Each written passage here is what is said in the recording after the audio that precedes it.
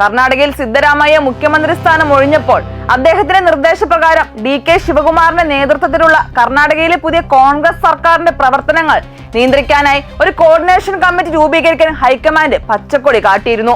ഇതേ മോഡലിൽ കേരളത്തിലും ഒരു കോർഡിനേഷൻ കമ്മിറ്റി വേണമെന്നതാണ് കോൺഗ്രസ് മന്ത്രിമാരുടെയും MLA-മാരുടെയും നിലപാട്.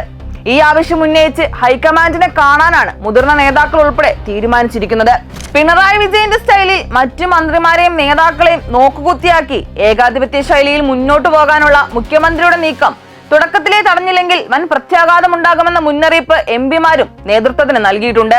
റവന്യൂ മന്ത്രി AP അനിൽകുമാർ അറിയാതെ മുഖ്യമന്ത്രി ഇടപെട്ട് കളക്ടർമാരെ മാറ്റിയതും PK കുഞ്ഞാലിക്കുട്ടി അറിയാതെ പുതിയ വ്യവസായ വകുപ്പ് ഡയറക്ടറെ നിയമിച്ചത് മുസ്ലിം ലീഗിനെയും ചൊടിപ്പിച്ചിട്ടുണ്ട്.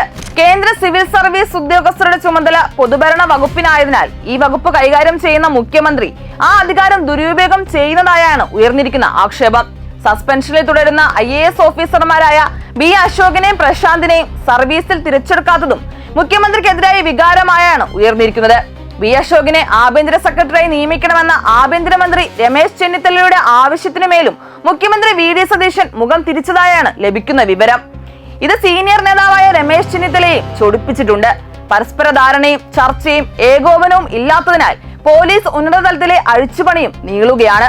ഇപ്പോഴും പിണറായി വിജയൻ മുഖ്യമന്ത്രി ആയിരുന്നപ്പോൾ നിയോഗിക്കപ്പെട്ട പോലീസ് ഉദ്യോഗസ്ഥരാണ് തുടരുന്നത്. ഇത് UDF-ന്റെ പോലീസ് നയം നടപ്പാക്കാൻ തടസ്സമായി മാറുന്നുണ്ട് എന്നത് ഉന്നത നേതാക്കൾ തന്നെ തുറന്ന് സമ്മതിക്കുന്നുമുണ്ട്.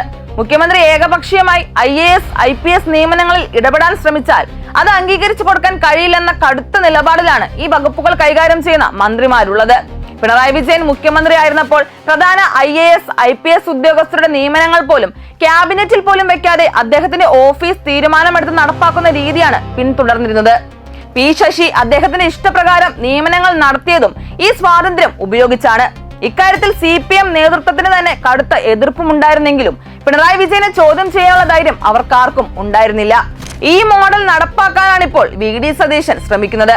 ചീഫ് സെക്രട്ടറി, സംസ്ഥാന പോലീസ് ചീഫ്, വിജിലൻസ് ഡയറക്ടർ തസ്തികകളിലെ നിയമനങ്ങളിൽ മുഖ്യമന്ത്രിയുടെ താല്പര്യം നിർണായകമാണെങ്കിലും മറ്റു ഉദ്യോഗസ്ഥരുടെ നിയമനങ്ങളിൽ മുഖ്യമന്ത്രി കൈകടത്തുന്നത് എന്തടിസ്ഥാനത്തിലാണെന്ന ചോദ്യമാണ് മന്ത്രിമാരിൽ നിന്നും ഉയരുന്നത്.